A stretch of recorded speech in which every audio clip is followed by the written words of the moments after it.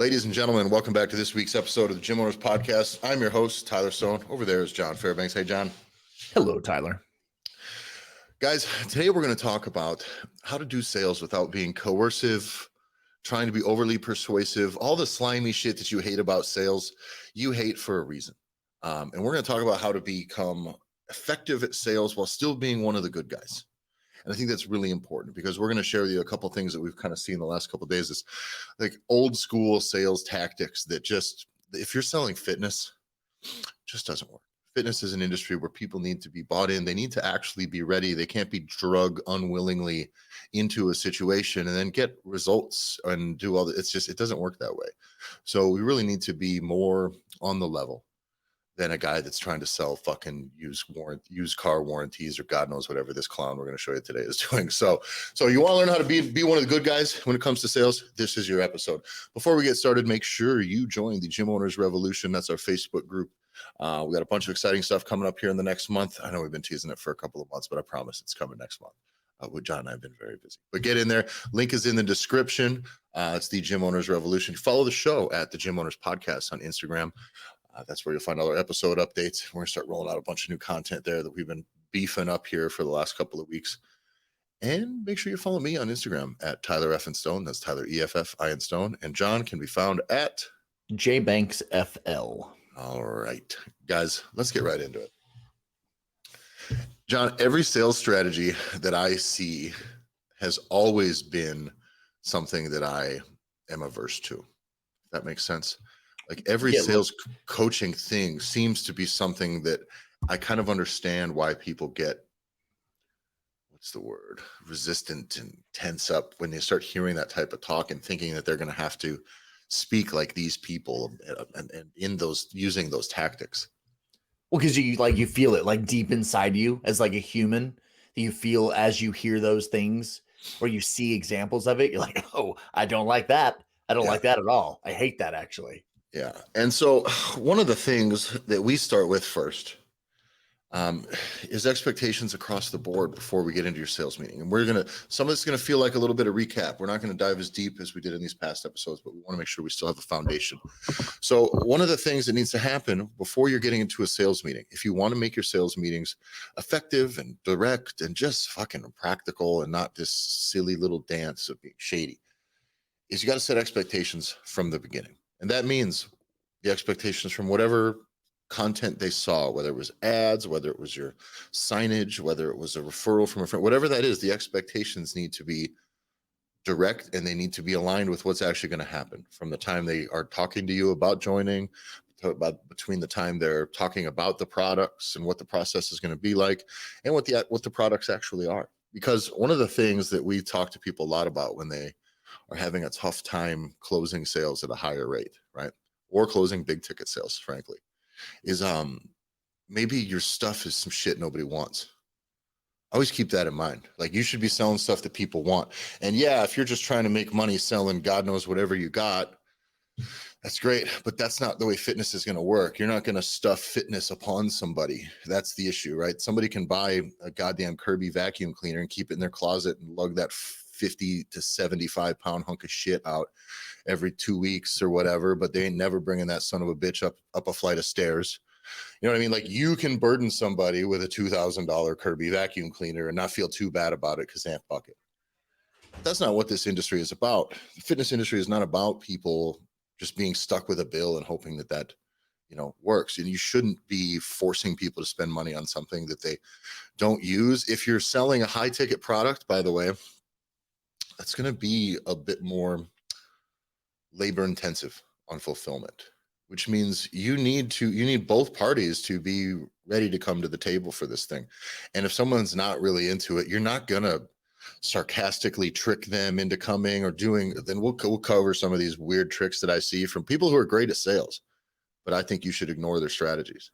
Well, I think it's what makes, what was early on, Tyler, when we were working with gym owners, we've now worked with lots and we've interacted with probably hundreds of gym owners and coaches for the last couple of years, like just generally. And whenever a sales type conversation ever came up, just generally, we always feel and have felt resistance. Yeah. And it's because of this feeling what we're driving at, which is this feeling that sales is this weird, coercive, fake, you're fucking lying. You know what I mean? Like a Wolf of Wall Street Yeah. type You're shit. selling people cars that are lemons, that's yeah. Yeah, spinning the odometer back, like what all the shit that's super shady, that is what's synonymous with sales. And that's when we're like, oh, it was so much so that we even like started trying to avoid the word sales. Yeah. Yeah. That's why we spent a long time. We talked about that. It's just giving people options, giving them your offer and all that other stuff. And then we found out that at that time that, well, then you guys don't even understand what that means. So we got to walk it back again. So we just got to make you like sales. This is what we're trying to do. We're trying to reframe this for you. But you can't just get better at sales, at selling. That's not it. Part of the reason is that maybe your stuff sucks. That's possible. Not that you're a bad coach, not that your gym sucks. What if your offer is not any good? What if it's not complete? That's the piece we always look at. What if it's not complete? And and, go ahead. and how you're talking about it. Because Yeah. at the end of the day, like it's fitness can only be so complicated. Like what you sell in your gym, gyms are going to be pretty consistent from one gym to the next. But how you go about connecting the people you want to be in your place to the things, like it's a squat rack is a squat rack is a squat rack. There can only be so many back hyper machines that exist. You've seen one, you've seen them all. So it's how you are connecting with people and talking about them and all these things that we always talk about. But that's the difference. I mean, that needs to be the difference maker, but we miss it. And then we think, oh, well, we just need to get better at sales or handling sales objections. And that's why I can't close. It's not because you suck at just talking about your stuff generally, or that your stuff really does suck, that you don't have anything for people and people are just leaving. And then you have to, yeah. And we're going to get into these objections here next. But what I want to cover quick is on the expectation side. Okay, this product needs to make sense. What you're advertising needs to make sense. If someone comes in, there's a lot of other people in our industry, business consultants that are going to tell you set up some crazy bait and switch offer, right? And we talked about this in past episodes where it's some super low cost thing and they get in, but it really isn't that. And then you're immediately losing trust. We've also seen places that offer these like really slick sounding discounts, like $10 or whatever. But it's really like $10 for one fee, and the membership is still what it is. And they're just throwing a low ticket price out there. And then when they show up thinking I want something for $10, and you start, even if you can still get them in some $10 introductory offer, whatever nonsense that is, you're going to miss out on the opportunity to actually sell them into a higher level of service. Because every time if someone is coming in expecting something for very little money and they end up getting talked about something that was going to be $1,000, $2,000, or there's surprise fees and key fob charges and all this shit, people immediately tune out very, very quickly. Their guard goes up. It smells like a bait and switch. It all seems like a fucking timeshare presentation at this point. It's like, you just said I could get in here and go to your vacation and I just had to listen to you for 30 minutes. It's been an hour. Give me my voucher so I can go get the buffet and fuck off. Right. And everything is always more in those situations than the person being sold expect it to be. And that's why those are unpleasant sales experience. And that's the biggest one, is don't make this unpleasant. Now, one of the things when we jump to overcoming objections, this is when I start seeing strategies of how to overcome sales objections. I think that these people, I don't know. It's everything that I hate conversationally. So I don't do this. I see some of the stuff, and I'm sure some of these tactics work when you're selling a lot of things. For fitness, I don't give a shit. Like I need to talk to my husband. And now you'll see Hormozy has some bits where it's these very precise, like, well, you just tell him, like, well, what if your husband says no? If he says no, you're just not going to do it. Okay, yeah, let's do this, guy. Are you fucking serious?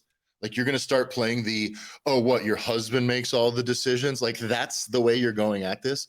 Fuck you. Because that sucks. Like, it absolutely sucks. I hate it. If my wife says I need to talk to my husband before she makes a financial decision, and somebody's like, would you let him weigh all the decisions? What they don't understand is that maybe she's telling you that so that she just doesn't have to tell you no that she doesn't want your shit. And that's a very Ye- common thing here in the world of sales, is that even when people cancel your gym, know this: when people cancel your gym membership because they don't move away, just because they always say, oh, money's got tight, money this, money that. And it's like, oh, I can't afford it anymore.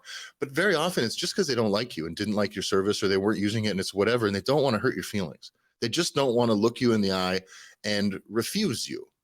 Right. And sometimes just let them have that. Now you're just going to drag your shit further into their world before they say, okay, turns out I didn't really need to talk to my husband. I don't want your bullshit. I didn't want this to begin with. I'm stuck in this room and I'm trying to be nice and get out of this conversation. You call it Midwest nice? Yeah, it depends on where you're at. South Dakota nice, Minnesota nice, but that's what it is. It's people apologizing for shit when they're not sorry for it. It's people being like, oh yeah, being friendly, hi. Yeah, but it's none of it's real, and it's okay. It's surface level politeness because we all have fucking guns. So just be polite, dumbass, right? We all, you know what I mean? Like, it's tough, it's cold here, and everybody's armed. You're gonna be fucking nice, right? And people don't get that. When someone cancels your gym, people will tell me, when I talk to gym owners all the time, it's like, why are people leaving? You know, why do you think your people leaving? And they'll give me all these reasons, but none of them were because they didn't do a good job serving them or getting them results or anything. I was like, not even one? And it's interesting. It's just interesting. Every gym does a perfect job fulfilling their services, getting people results, and yet the turnover rate is high. Why? Because they're just being fucking nice to you. They don't want to tell you, like, I tried your thing and I didn't like it, and maybe it's me and maybe it's you, but people don't owe you that because they're not fucking married to you, dude. Like, they don't owe you the whole thorough thing. They can just be like, peace, dude. Yeah, whatever. Check this box. I'm out the door. But that doesn't mean your product didn't suck. It doesn't mean your sales process doesn't suck. And it doesn't mean that you as a salesperson don't suck. It can be all those things. They're just not telling you. And we can confidently say that, Tyler, because we hear that from the gym owners that we work with, and there's never, right? Never gets called out. And so we just ignore, because we know that that's bullshit. And then all we do is ask a few follow-up questions, and it's always consistent. Okay, well, what was this person's, what was their goal? Like, why were they there with you? We don't have a solid answer. Well, or we didn't even know. We don't know. Or right. And so it ends up being where every systems check, or every check that we do, where we're going into asking all the questions that are around why somebody would leave. And it's like, well, oh, you don't have any of these pieces in place. And because you don't have any of these pieces in place, that person ultimately left. Because you really didn't know what you were doing. Yeah, and by the way, it doesn't mean that you're a shitty gym owner or a shitty coach. That also, it can very much mean that you didn't include, that you got somebody in on a vague expectation of something, and you didn't firm it up in the beginning with what they really want to accomplish. And because there is no we always talk about this, you know, our process should begin with what is your definition of success? Define your terms of success with them. And if they go through all of that stuff, and they can't define what they are there for, really, and then a few months later they don't, there is no way to win when you don't really know what you're doing. There is no victory, there's no finish line, there's no accomplishment. Then they can just kind of, they can meh their way out the door. It doesn't mean you completely fucked up. It's just that you kind of did. Right? Doesn't mean you're bad. It just means you didn't give them the best chance of succeeding, because them and you don't know what succeeding is for that person. Yeah. John, I'm hearing buzzing. Is that me? I only heard, yeah, I think it's like while I'm talking. Yes, I hear that as well. We're going to do our best to work around this. There's not a ton that I can do at this point. So if there's a little humming while I'm speaking, I'm terribly sorry. You won't get me to speak less. So there's nothing I can do about that. So the easiest thing that we've seen, Tyler, when we have been talking and working with gym owners, when it comes to closing higher ticket stuff, I think for me has always been, who is it? And it comes with that expectations, and typically expectations of what your ads are saying or what your marketing strategy has been. It's, who are you talking to? And are you talking to the right people that are going to walk through the door wanting to spend more money with you? Yeah. And it's when it's low shit, when it's a low offer, like you said, when it's low ticket, and then you try and yank somebody up by their short and curlies and pull them to a higher ticket thing. Now you have to start talking, well, this is a shitty way to go about doing this. So now we need to fight through sales objections. Yeah. But if somebody comes in, go ahead. And the thing about the sales objections too is, It may be priced because they just don't afford it and they never could have. So why are we having this conversation with this person, right? They were never here for this. That is not what it is. And that goes back to something we were talking about with the Gear Academy yesterday, actually, with our group. You guys want the Gear Academy, shoot us a message. It's our group for gym owners to make real deal fucking money. Shoot us a message or go to gymownersrevolution.com for more information. But in our Gear Academy call yesterday, we were going through everybody's kind of weekly stuff that they were working on. We're going over again some social media strategy stuff. And we started auditing some accounts, guys. If you sent me a message, I think I should have got back to you all by now. By the time you're hearing this, the guys who sent me in for their audit, if you want one, you still have 1 week to shoot me a message if you want me to go through and peruse your social media stuff for your gym and give you some pointers. But we're going through these accounts, and what we would find is so many people don't say on a very surface level what they do.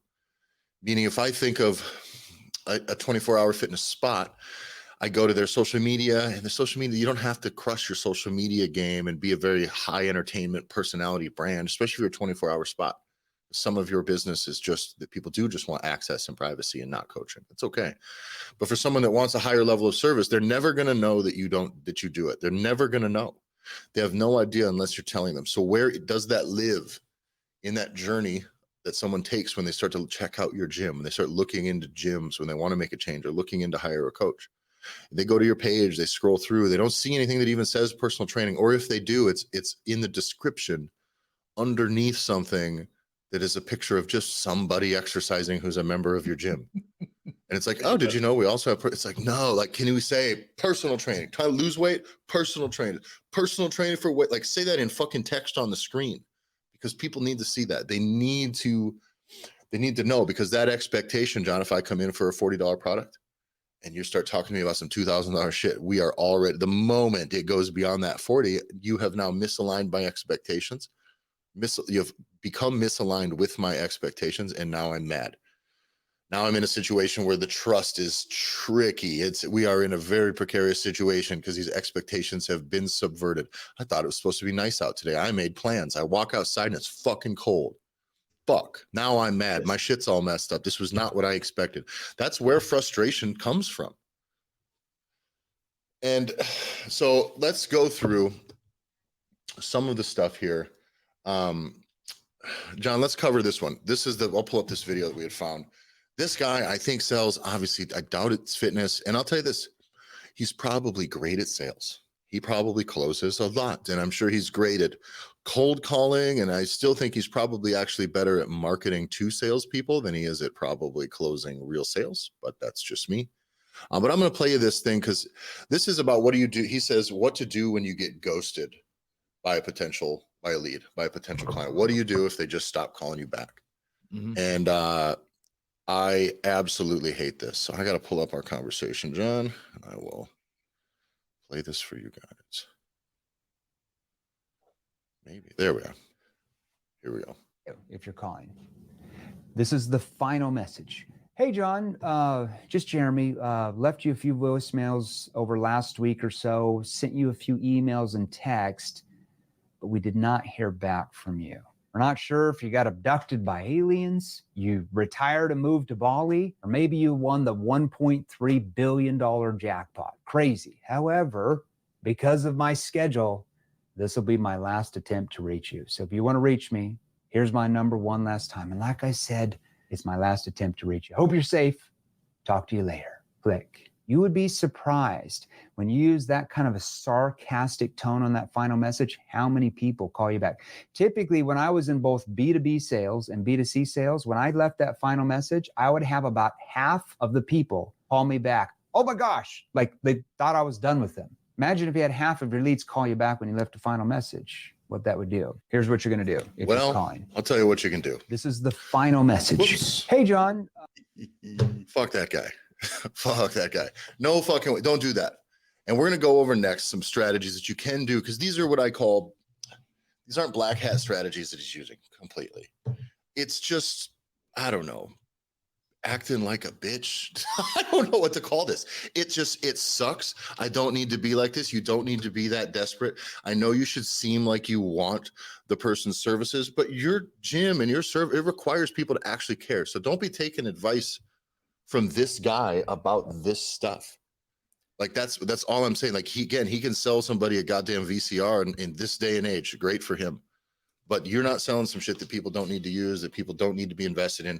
It's in your best interest that your clients, that their stuff works. And that requires them to actually want it, to not be drug unwillingly into this process. When in your everyday life is, hey, be a sarcastic asshole to someone, and that's the solid advice. Yeah. Whenever, ever. Because here's the one thing that I never connected with, Tyler, when it talks about like these subversive or contentious sales strategies, you have to live here. Yes. Your gym is where you fucking live. And the people walking in are people that fucking live within a 15-minute radius of where you live and where your spot is. If you're doing online sales, or I'm calling some motherfucker that lives out in Oregon to sell him some software, I don't give a fuck about this person. I'll never see him. We're never going to run into each other at the store. My wife doesn't know his wife. We're never going to interact. So I can pull just more shady or shitty ways of interacting with someone because I have to. Yeah. But I'm going to see Jim.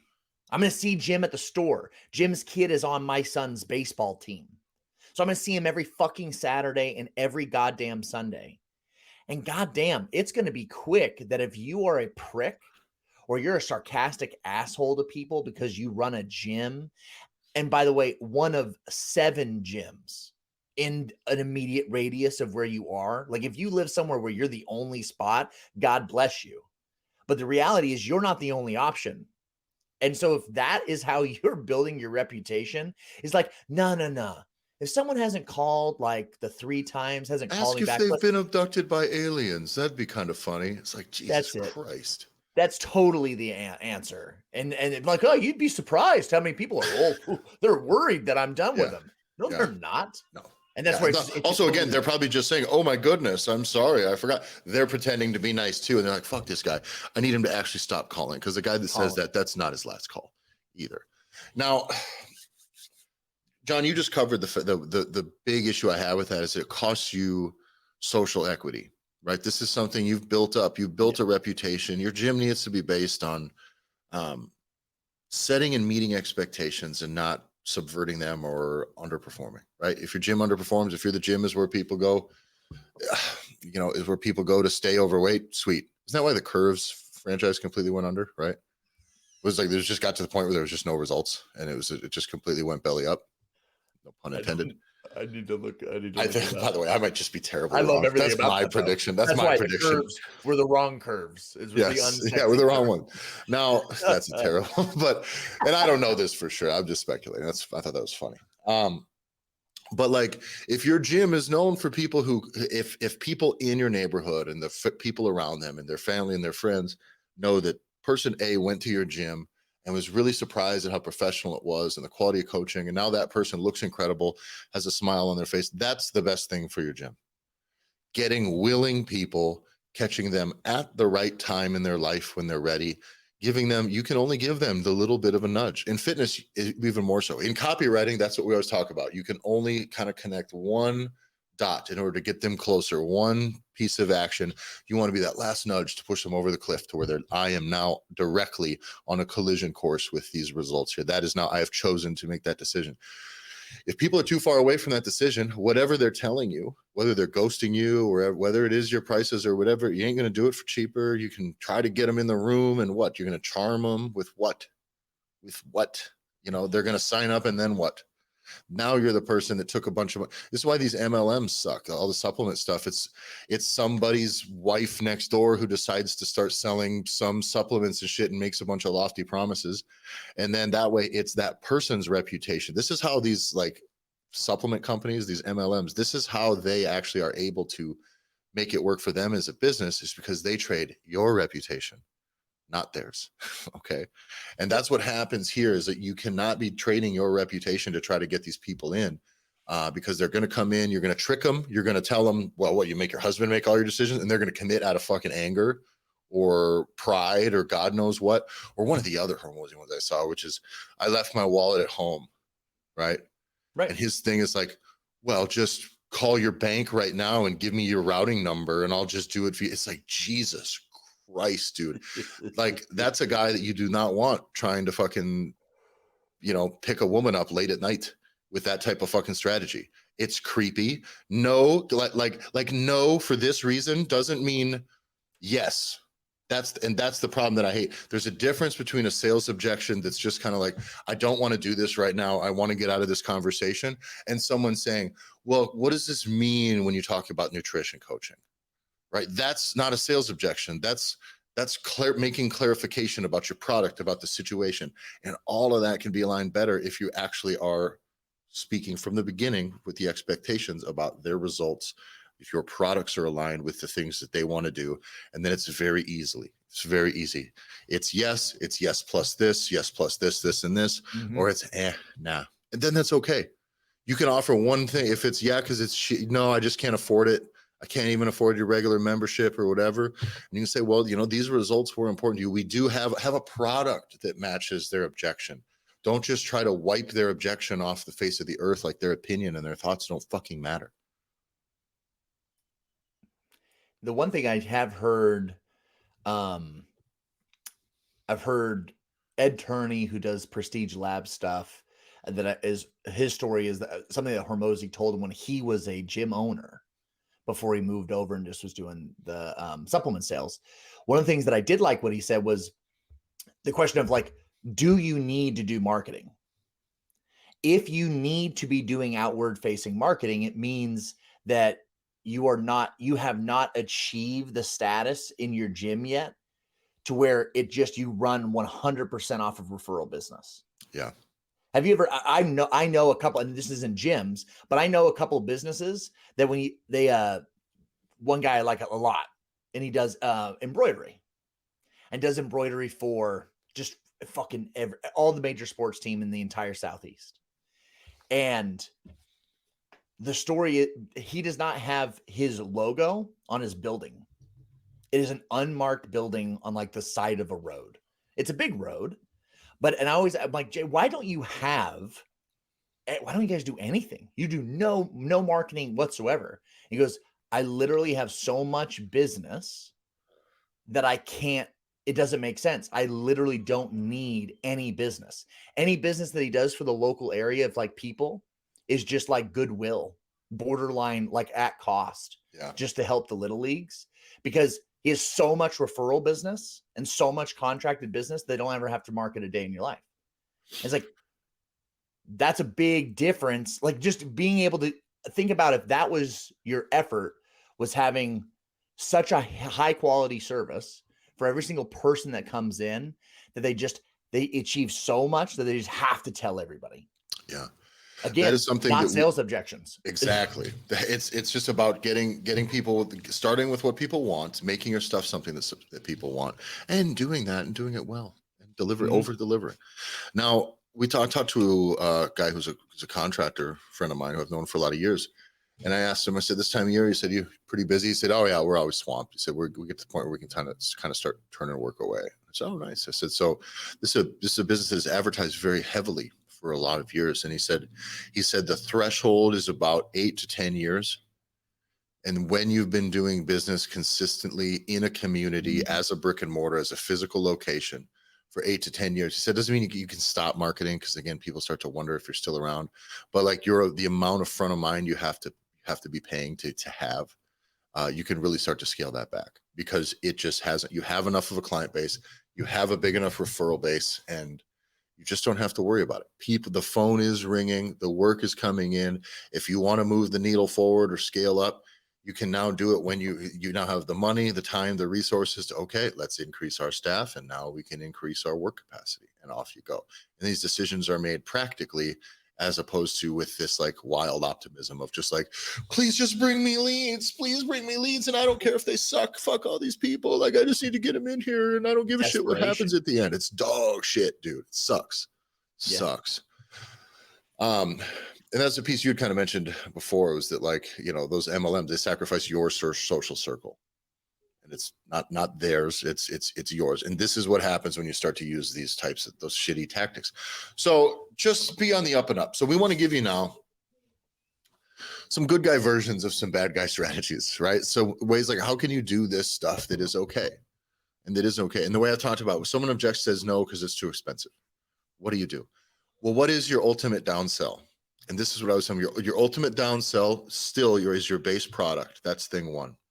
Attract people for your higher levels of service, because people want the greatest results. Everybody wants that. So they should be wanting to talk to you about, I want to lose 20 pounds in the next 3 months. I want to, it's time. You said you got personal training and nutrition coaching that can help me lose this 20 pounds.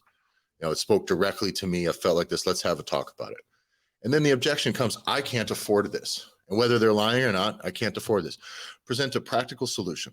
And that practical solution is, okay, you have to assume in these sales conversations that these people are telling you the truth. Because if you go into it under the assumption that they're lying, I hate to break it to you, but you're going to have a really tough time coaching these people too. And you're going to have a hard time coaching them to their results. Yeah. And by the way, we've talked about this before. They're lying to you. They're lying to you when you coach them. It is the way it is, but you do have to take them at face value. If somebody calls you and says, I got to cancel because my dog died. And you're like, you've had a dog die every week. Like, what's going on? Like, you're just not showing up. Like, there's a time and a place to give tough love. Yeah. But that ain't it. It's just sometimes you can't just call out everybody and say, I think you're lying. I think you're lying. Because even if they are, it doesn't matter. The information they gave you was my dog died. And all they're going to tell everybody else is, yeah, my dog died. And then he told me I was lying. And it's like, well, there you go. You're fucked. You're that guy. So someone tells you they can't afford it. Your downsell goes from the higher level product down to your lowest level service, which is your in-house membership, your 24-hour thing, your group fitness membership, if you're a CrossFit gym, whatever. And if that's still, I really just can't afford that, or I don't want to make a decision, no problem. You can send them out the door without even trying to close them, but send them out the door with the seed that's planted. You can try to close this now or not, but the seed is, listen, I know losing that weight was important to you. I know that's what got you in here. And I'm sorry, these things are too expensive. I just can't do them for less. I said, but like my nutrition, you don't need to be exercising 5, 6, 10 times a week with a personal trainer, spending all this money to get the weight loss. If you really want to lose this weight, like we can help you with the nutrition coaching. You don't even have to set foot in this gym. If money is the issue, we can do that for it's $200 once. If you want to wait a couple of weeks, save the money, you can get paid that way. Like I can help you get the thing that you said mattered to you. And if you do that, if you make that about that, the thing that they fucking told you they wanted, you're fine. Quit trying to stuff the shit they told you they don't want. Back at them. Like they just let it go. And this way you give them an out every time they have an out, but that out is, oh yeah, that does align with what I want. Because then if everything is on the level, everything's on the up and up, we're being, they feel felt, they feel heard, they feel believed, and they don't feel bullied or pushed or coerced, which is never the way to go. And most importantly in fitness as opposed to any other industry. Well, and how often are the most difficult people to sell and convince and trick and charm into buying your thing? If it's a one-time thing that they have to buy it and then buy it once and then fuck off, you'll never see them again, then okay, who cares? Yeah, the Kirby vacuum salesman guy doesn't have the best reputation in town, so who gives a shit? Right? Yeah. Turn and burn, baby. But if you are going to have to see these people and look them in the eye every Monday or at every class, how much, or deal with these people at all in a recurring basis, like I'm talking like business-wise, how much of a pain in the ass do you think the people are going to be for you and your business when it was like scratching and clawing for them to be able to come up with money for the first payment? Yeah. I mean, I would be willing to guarantee that the guys that you have to, hold my payment, don't cash the check until next Tuesday, all of the things that are like, should you be doing this? I mean, I know like health wise, this is why I do what I do. And this is why I want you to be here. Cause I think we can make some serious gains, but like, I don't know if this is the right choice for you right now, because what you are about to do is you are about to introduce and infuse your business with their bullshit. Mm-hmm. So whatever the drama is that's in their life right now, you are about to subject your business to it. And more importantly, like your mental bandwidth. So unless you have time to really deal with some fucking bullshit of like the lowest quality of humans that you must have the lowest price, like whatever those things are, man, you talk about all the time, Tyler. It's the idea is like, and I don't think you've said it this way, but it's like, where's your price at? Are you priced at like people are going to shit and piss on your floor? Or are you priced at like not that? Like what level are you at? And that's And what have I a think product for the floor pissers. Your base membership, people that want to come in, pee on the floor and leave weights out, let them. But you know that you should have your goal should be to attract people to spend more money and don't piss on your floor. Just remember that. That makes your life a lot easier. because now you have to hire staff. Now you have to now we got to have people. Someone's got to clean the piss. Clean up the piss. Like it's a domino effect, Yeah. man. And it's like, and so that's where for me it's a big piece too. And on all of these sales things, one thing that popped in my head was when we're talking about sales and we're talking about this piece, if you have to be super charming and every time you're the one that has to charm someone in or use these tactics or tricks and shit, you are guaranteeing it's like golden handcuffs. Yeah. You are guaranteeing that means, oh, well, then you're the one with the magic touch because you have all the tricks and shit. So now you have to be the person to do all the sales and do all the shit. Or that means you have to hire out to a bunch of people that have perfected that bullshit or that style of selling compared to like, boy, wouldn't it be sweet to just be able to work with the folks that you just already have that are in your gym?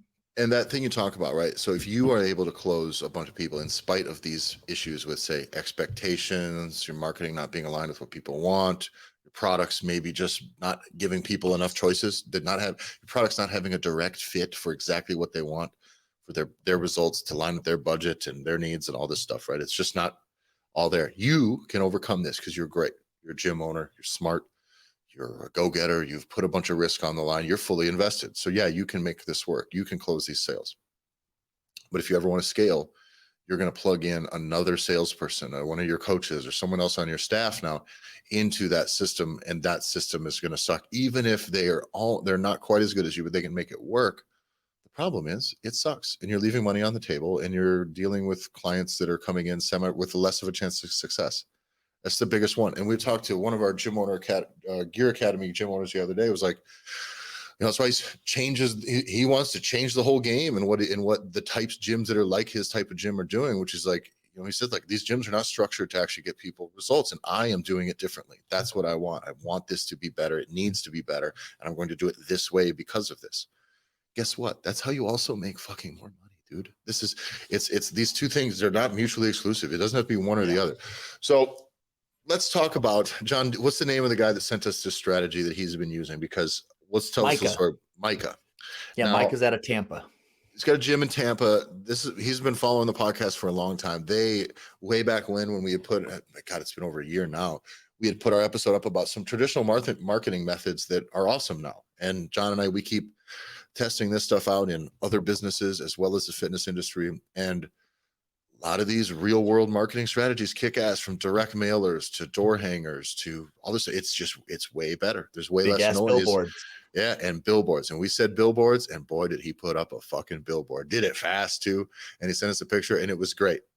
It's great. I loved it. I think they were very successful with the campaign as well. I think it got a lot of eyes. At the very least, if it doesn't convert immediately, that type of stuff done over the long term is great for visibility, and it's way more affordable than people think. But he sent us this other strategy that he's doing. And this is what we like to do. This is why we have the Gym Owners Revolution Facebook group. This is what we try to do within the Gear Academy is we're coming up with just best practices. That's all. Best practices, not just for your money, which is what the other guys do, but best practices for your money, your clients, your process, your career as a gym owner, your fucking mental health, your avoiding burnout, all this stuff, right? That's what we want, best practices. So he sent us this thing that he's been doing. He's had a lot of success with. John, you want to tell us what it is first before we get into the details of why it's not slimy? Because I'm going to go at what I thought when you first told me this. Yeah. So one of the things that's cool, and I nerd out about this a lot as well. And Micah was speaking my language when he shot me a message, which he has a VA. So a VA, right, for everybody that's either a virtual admin, virtual assistant, however you want to call it. This is somebody that typically you can hire out that either is in the States, can be from the Philippines, right? Just depending on what the price is that you're charging. And he just has a simple process. Anyone that follows him on his social media accounts, that VA will send out a message, and it's a canned message that gets sent out to every single person that follows them. That's the strategy. That's the strategy. Now, that's all we got told in the beginning. And I told John, I said, before I showed it to Tyler, I said, but here's the thing. I knew, I was like, there's got to be, I said to John, I said, there's got to be a way that that's okay. Because and we're going to get into that. But my first criteria, what did I say? I said, just his followers, right? Right. Just people that follow the gym. And that's really important because again, you want to not smell, this guy's passed the smell test right away. If I'm following your gym, consider me a warmed up lead, kind of, and maybe not, it may not even be a true lead opportunity, but what you have to avoid, any cold contact from a business smells like, hey, do you want 5,000 followers? Hi, I am a representative of that's it. So-and-so. And I told John, I said, fuck, I said, this could suck. I said, I'm like, I don't know. I said, I got to see what it is because he said he's had great success with it. And I know about the other campaigns that are done, those other really cold, they require such a high volume of outreach to convert anything. And it's all misleading. So I was very interested to see how is this done. And I was very happy with what we saw because it was on the up and up and because it was a twofold request. And we'll give you the details. We'll give them all the details of this, right, John? We're okay with that? Yeah. I think it's fine. Okay. We'll give you guys all the details.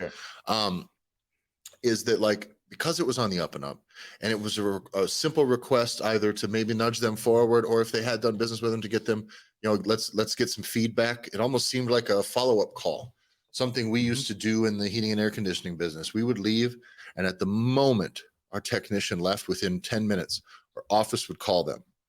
Right at that moment, they've paid, their stuff works, they feel good, they feel happy, and then we would say, how did our technician do? Run them through a few quick questions, send them a link for a Google review if our technician wasn't able to close that too. It just closes that loop really well. It's a great time to get to. So that follow-up it means that your business, it feels like your business is doing quality control, when actually it's about nurturing leads, keeping people warm, and giving more opportunities to sell things that maybe have fallen off by the wayside. So run me through here, John, what this first correspondence is, and I'll tell you why I kind of like it.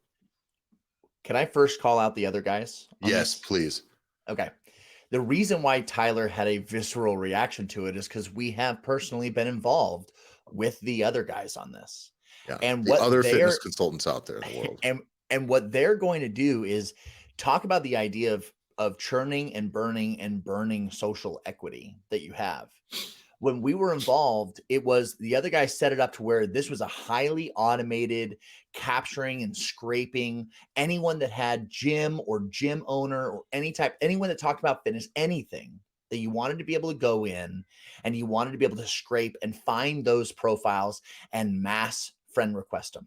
And there's great softwares that are out there, and you get all this software, and you get the software up to 50 new friends a day, and you get all those in.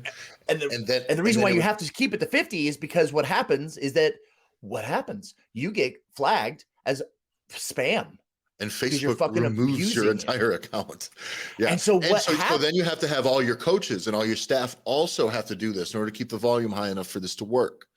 So you are systematically hunting, whether it's Facebook groups or people, mass friend requesting them. And then just as you said, Tyler, it is a follow-up sequence to people you don't know. And you are just straight falling into their DMs. It's the fitness equivalent of sending out a, hey, you up message to your ex and all of her friends and every other person you've ever known at 2:00 in the morning. That's what it is. And some of these messages, John, were going out that are like, hey, like, that's it. Okay. Like just to try to get a response back. Like, hey, how you doing? Or hey, it's been a while. Like what's like stuff that seemed to be unfamiliar. They'd also make you wait at least 30 days before you can't run that message. So you'd have to run the the new friending business for a month. And then all the people who you friended 30 days ago. So it's not too suspicious. It's all these games fucking suck. The other guys' games, they all suck. They'll cost you your entire reputation in your area. And what we watched gym owners have their shit get shut down. Yeah. And it happened so often that it was like, oh, well, maybe we need to, the other guy. What it wasn't something that had been successfully done in mass. It was something that somebody somewhere had kind of done in their local area. And then they just infused it with every single person that they worked with. And you Yeah. watched it just fucking torch Yeah.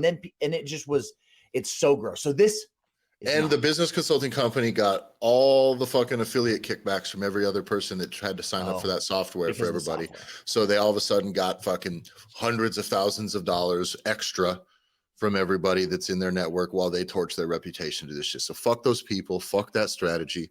Now, let's talk about the good guy version of that strategy. Micah, what was Micah doing? So the good guy strategy was, and I really, really like this, is that immediately we call out the fact that this is the VA. And I really like that, of not pretending to be someone that isn't that person. So But it also is still coming from the gym's official account. absolutely. So it Meaning comes from the official account. it's not a third party saying, if you want No. to speak with Dr. Herpes Cure, please shoot him a message. Like there's like the types of stuff you get. So this is still coming from your business's account. But the first thing it says is, hey, I'm an assistant for blah, blah, blah, blah, blah. Yeah, and I'm reaching out to see if you've ever experienced, right, the work of this gym owner and their team in training or nutrition services. And if so, how was your experience? If not, what has held you back? I thank you for your time. Yeah, that's Like it. it's so upfront and it's so genuine. Jump back right now, 30 seconds, and write that down. If there's a thing you can steal, this is the one, right? This is just easy. It's on the up and up. It's not slimy. Only send it to people who follow you. Do not send it to people who don't, because that now costs you something, in my opinion. It can cost you a lot. You start sending cold messages, people, fuck you. You know, I don't like that. But for this, I think it works really well. So go back, write that down. You can steal that. You can use that probably verbatim. And I don't have an aversion to anything that's on there. And here's why. Because if someone has done business with them, what it was like, it just sounds like they're asking me for a testimonial. And guys, you should be asking for testimonials in many different ways. And this is just a great way. This will be folded into probably some of the stuff we do with our testimonial strategies anyways, beyond our original just Google profile stuff. We also have, get Google reviews. We also have a long form one that we send to our more successful clients. That's a bit of a more involved process that can eventually then become video as you develop many tiers. But your testimonials can become basic, just Google, just social media, to video, to long. This is just another way to harvest testimonials. But the best part is, if they haven't done any business with you and it's what's stopping you, some people will ignore that message. But it's not going to feel slimy. It's not going to feel shitty. And they may just say, like, I guess I never really knew what they did. And boom, that's an opportunity. Or if it's, I just can't afford it. Or I already go to this other gym. Well, maybe that isn't in. Maybe that's a leave me alone. And that's okay. But your next step, you can just be a person. Because they say, I've never done it because I've never felt comfortable in the gym. Or I don't like that type of fit. That gives you an opportunity to overcome a real objection, because it's just like, here's why I haven't done business with you. Okay. Well, what about that if you've never done business with us because you think that our gym's too extreme? Let me tell you, it's not. And at the very least, maybe you don't close them there, but they're warmer. They're really, really, really, really warm. And I think it's a brilliant strategy. I think it's subtle, and I think it's all above board, and I really like it because it doesn't smell like the other stuff, and you get an opportunity on both sides. And worst case scenario, people they don't tell you anything. The other strategy, yes. So for certain, the one thing that's really subtle in this, and I don't want it to be lost on anybody, is the value of having the VA introduce themselves, or whoever, right? It's just a virtual assistant is just an assistant. They just understand they don't have to be someone that's in your gym. Yeah. Right. And this is valuable for a gym owner, for you gym owners that are out there. If you feel like you are doing all the fucking things, and you're doing anything that is repetitive, and we've said this before, and it's something that's really important to me, because it's stuff that's been businesses that I've been involved in the past, is if you as a gym owner are doing anything more than once in a given week, that can be pushed off your plate and handed off to someone else.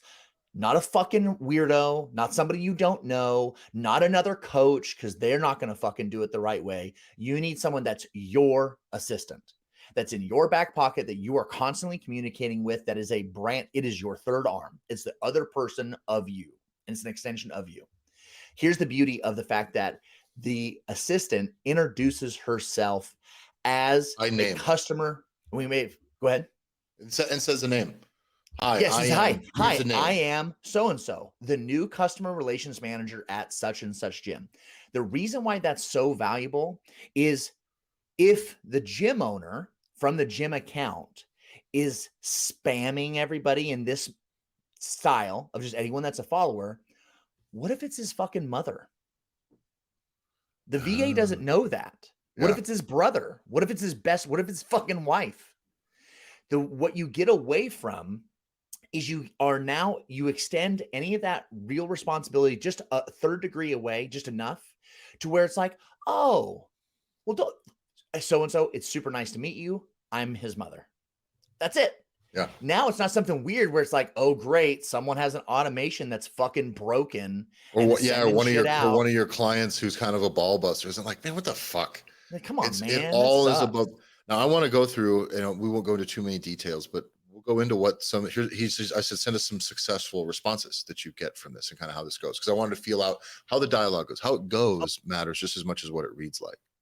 And we got this first response right after the thank you for your time. Right, this person says, "Hey, insert name here. I actually haven't." Done business with him, or whatever, as it's been a combination of money, laziness, and a little bit of fear. Someone said, well, would you like a coach to talk to you about how we can help you with all three of those? Let me know. We're here to help. And the person says, yeah, that'd be great. And this is the best part. You said, is it okay if you want to talk, is it okay if we have someone contact you? Because we can you make them say, yes, it's okay. You give them permission. It's the thing I do when I am trying to close sales via text. I make them ask me, say, is it okay if I show you, send you my training packages after we have our little back and forth? And they say, oh, yes, please do. Because now they've taken ownership. They've made the request. When it arrives, it's not me putting something on them. It's something they've asked for. Mm-hmm. This is perfect. Is it okay if we have a coach talk to you? Yeah, that would be great. What's a good number to reach you at? Excellent. And then the next follow-up is the next message is, got it. What's a good time to reach you? Perfect. We'll reach that at this number at this time. It's a fucking home run. And guys, this is simple. And again, so you don't have to overcomplicate these strategies. They can just be simple and straightforward and ethical. And everything is what it is. The VA is doing the customer relations work. It serves a marketing tool as well for testimonials, and it just allows you to bring in new people. And he said he's had really good success with it. And I am very thankful to Micah and his gym for having reached out. And if you have cool strategies that have worked, I don't care if they're just interesting. I need to know that they work, and I'll vet whether or not I like them. Because there's a balance between working and sucking. Like it can work and still suck if you get what I'm saying. I guarantee you a cool unintended consequence of this strategy that Micah was not planning on was, one, has it gotten him more members and more people doing business with him? Absolutely. But he's also hired new people. He's hired 2 new people running this strategy in just the last few months. Well, holy shit. Not in a million years would you think the strategy of just, hey, people follow the gym, I want to connect with them, we're going to run this strategy, that you're going to hire. You know how hard it is to fucking hire people right now? It is, if it's not the number one thing, Tyler, it is the top 3 things that we are talking to gym owners about every fucking week. If hiring staff is not your number one problem, it will be at some point if you try to grow like that. It will eventually. If your business improves, it will be. If your business gets worse, it'll never be a fucking problem. It's all you, and it is what it is. If your business is to grow, it may not be your top problem now. It's going to be, and it's a problem you better get figuring out a very multi-faceted approach to trying to solve this issue. Yeah, but it's huge, and so again, we have seen this strategy be done by the other guys, and it is shit. It's shitty. It feels shitty. My God, if you're on LinkedIn, you get 50 of these fucking messages a week of someone just coming into the fucking DMs, and we all see it. And you've done it. And whether you've done it, you also, whether it's you or your wife or your sister or your mother, someone has sent them hey, if I send you a video, would you watch it? That MLM pitch is being done, and it's still being done. And this is why people hate sales. And this is why we spend a whole bunch of fucking time talking about sales aversion and then sales objections, because people are doing it so badly that it's ruining it for everybody. It's ruining it for everybody. I want to touch on one thing quick before we go to. There's another one of these. It's very similar to this. This was from Stuart Brower's WTF Gym Talk. He had shared this strategy many months ago, and I just made note of it. This one's even closer to the line. This one I don't encourage you to run at unless you're pretty savvy. But this is another version of, I believe, a good guy version of a bad guy strategy. Right? It's like the difference between poison and medicine is the dose. Right? Yeah. Here it's about what's your intention and how you're doing it. Okay. Now this one is a bit closer to the line, but it is anytime you're posting pictures of your members and things like this, one, you can tag them, you can not tag them. It is what it is. If they share it, it's great. Anything that has members in it or others, just check all your likes, right? Check your likes. Who are they? Make a list of them. See what pictures they're liking, or if it's a photo of somebody working out, say, hey. And the way he had done that first outreach, that first message was, hey, I just want to say thanks for sharing love on some of the accounts or on some of our posts. I don't know if you're familiar with some of the people in those images, or if you're just familiar with the gym, but like if you're in the area, we'd love to, you're more than welcome to stop by and check the spot out. That's it. It's that there's familiarity in there. Like, hey, if you know some of the people, like it'd be great to have you here. Thanks for liking. Sure. People who have just go off of engagement, likes, right? And you got to vet the accounts a little bit. But it's a cold strategy. If you ain't got shit else to do and you're hungry, that one's not going to cost you a ton of equity either. If it goes on, if you do it on that up and up. And again, that one is a little bit closer. Meaning you gotta walk that line a little bit closer, because there's not a second follow-up there. It is kind of you. I don't know that you could position that type of thing with the VA because you want it to be familiar. You want to be familiar with the people that are in the building and things. But again, do stuff that works, but just don't be evil about it. Don't be evil. That's the thing. Google, that used to be like Google's motto was "Don't be evil," and then they just removed that completely like a few years ago. Did you know that? That's great. Like that was like one of their main. Let me find out here. Don't be evil. Remove. It is that slippery slope where it's like the good intentions are like, right, the road to hell is paved with good intentions. Mm-hmm. So don't be evil has been part of the Google's corporate code of conduct since 2000. When Google was recognized under Alphabet, they assumed a slightly adjusted version of the motto, do the right thing. And since 2018, it's gone away completely. No longer interested in Google either of those is now things. evil. Remember that. So guys, get out there, do some of these strategies. Don't be evil, please. And I'll tell you what works is you don't got to be like too cool for school. You don't have to be the person that doesn't want being cool about your sales process, like just being a cool, helpful, nice guy or gal about this thing. Doesn't mean the type of cool that like you were taught from like 90s movies, teen movies, where it's like the cool guy doesn't care about anything, doesn't want anybody to do his stuff. Like the cool guy is just disconnected and aloof. That's not it. You should want these people to hear. You should care, and you can be fucking cool about it. Okay, just fucking be cool. It's not that hard. It's not that hard. There's a lot of fitness dorks out there. Maybe don't have them do your selling. Okay, don't be a dork. Just be a cool guy about your stuff. It's very, very easy. And not to go, I'm not going to go into the weeds on this, but gym owners do this part. Be totally invested in this part. The reach out and the tone and how you're talking to them, and don't try to be anyone else.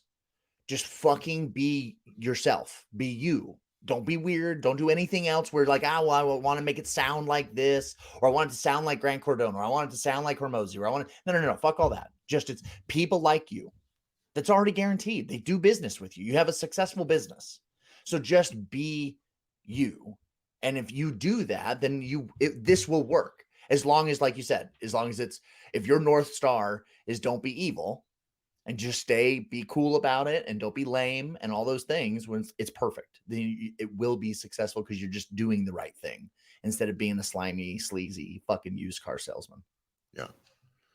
Because you're good enough, you're smart enough, and doggone it, people like you. Amen. Guys, thanks a lot for listening. Guys, you want to get in the Gear Academy. This is where let's talk real quick. Gear Academy.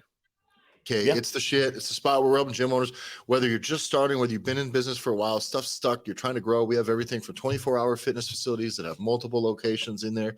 We have MMA gyms, jujitsu gyms. We have CrossFit affiliates. We have personal training studios. We have like strengths, like performance strength training stuff for general population. We have youth sports. We have Youth people from only. all types of fitness, all types of the fitness industry we have in here. And we got gyms becoming wildly successful, just completely changing the game. We had a chat with one of our gym owners the other day who said now he had like major setbacks like a month ago. And he was like, but he started doing the math. He's like, he is paying himself currently more than 10 times as much money as he was before he started with the Gear Academy. If you're in a business where you can hardly pay yourself, you can go from that to a living wage for just by doing the things that we're talking about here. Get in. We're going to help you get moving. We hold you accountable to it. We roll out whatever the next best thing is that you and we decide that we all collectively think that's your best move right now, the most important move for you and your business, both long-term and short-term, balancing all those parts of the equation, all your priorities. We try to help you navigate through, and then we help make sure that you take the right action. And these guys are killing it. It's the proudest project I've ever had, that I've ever been a part of, because not only are these guys killing it, but now all of their clients are in a much greater chance of success. And having fitness professionals who actually give a fuck about people and their results, being able to make a real professional wage doing it, is how you actually change the earth and change the world and have fitness actually spread. Because if these guys are starving, what are they going to do? They just can't really help it. Getting all this stuff aligned is the difference between John and I having the impact we want to have in the world and us not. So it's very important for us. For John and I, this is a accumulation of our life's work. This is all of the philosophies we've had in fitness, nutrition, training, as well as business and marketing and things we've done in many other fields. All of this comes together to help grow this thing that we are doing at full fucking speed here. So if you want in, get in the Gear Academy. That is at gymownersrevolution.com. If you want to join the Facebook group, that link is in our description.